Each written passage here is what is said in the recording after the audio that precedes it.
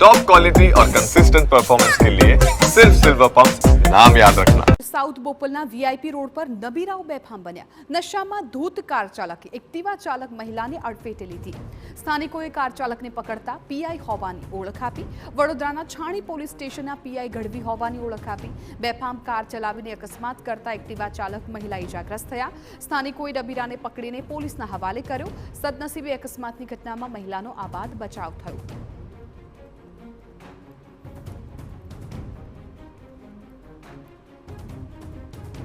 તો વિડીયોમાં દેખાતો આ શખ્સ વડોદરાના છાણી પોલીસ સ્ટેશનના પીઆઈ ગઢવી હોવાની ઓળખ આપી રહ્યો છે, જેનાથી સવાલ ઊભો થાય છે કે પોલીસ જ જો કાયદાનો ભંગ કરે તો સામાન્ય લોકો સામે શું કરશે? નશામાં ધૂત નબીરાએ પકડાતા હોય તો પોલીસ કાર્યવાહી કરે છે, પરંતુ શું પોલીસ ખાખીનો પાવર બતાવીને કાર્યવાહીથી બચી જશે?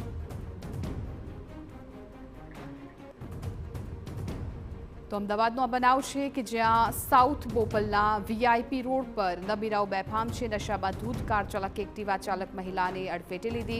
સ્થાનિકોએ કાર ચાલકને પકડતા પીઆઈ હોવાની ઓળખ આપી હતી।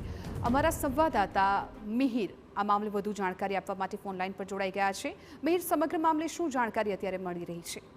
જિજ્ઞાસા, આ અમદાવાદના સાઉથ બોપલ વીઆઈપી રોડ પાસેનો આ બનાવ છે કે જ્યાં આગળ નબીરાઓ બેફામ બન્યા હોય તેવા દ્રશ્યો છે કે જે જોવા મળ્યા હતા। જે વિડીયો છે તે આ બનાવ છે શુક્રવારનો છે, પરંતુ જે વાયરલ થયો કે જે કાર ચાલક છે બેફામ રીતના કાર ચલાવી અને એક્ટિવા ચાલક મહિલાને તેને ઉડાવી હતી અને ત્યારબાદ સ્થાનિકોએ આ કાર ચાલકને પકડતા તે પોતે પીઆઈ હોવાની ઓળખ આપી અને ત્યારબાદ સ્થાનિક લોકોને પણ તે પીઆઈ ગઢવી હોવાનો રોપ જમાવી અને ગાળાગાળી કરી રહ્યો છે।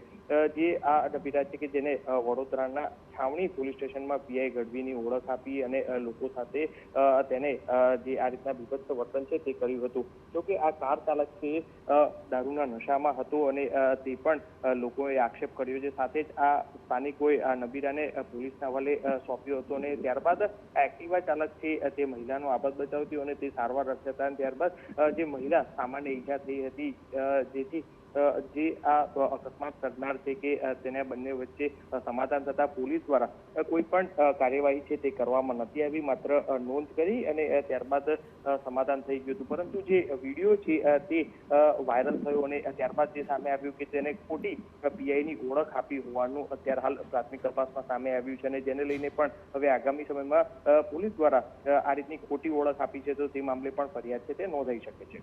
બિલકુલ મિહિર, આભાર સમગ્ર માહિતી બદલ। તો નશામાં ધૂત આ કાર ચાલકે અકસ્માત સર્જીને ત્યારબાદ પીઆઈની ઓળખ આપી છે। હવે આ મામલે આગળ કઈ પ્રકારે તપાસ થાય છે જોવું રહ્યું।